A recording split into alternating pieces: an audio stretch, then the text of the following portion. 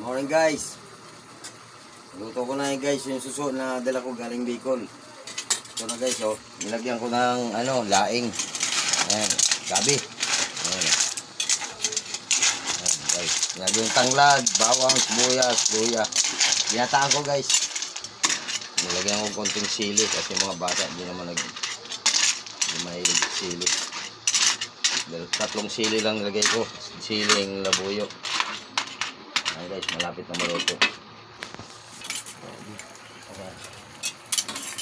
Shoutout pala dyan sa mga Bicolana, mahilig sa gata na gabi at saka may susong dagat.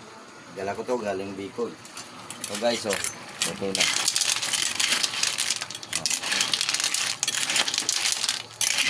Lapit na guys. Shoutout din sa mga taga Sibubo, Calabanga, Kamsur, saka sa mga taga Tumugudtod, Calabanga, Kamsur. Sa mga taga Batangas. At saka sa inyong lahat na makakapanood nito. Shout out sa inyo. Ito ang susong dagat. Ito ang susong dagat guys. Oh. Yan oh. Yan ang susong dagat. Ito yung ito siya. Yan siya nung di pa napuputputan. Yan, napuputulan ng muto.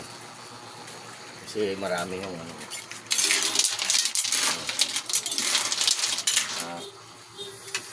Ito na to guys.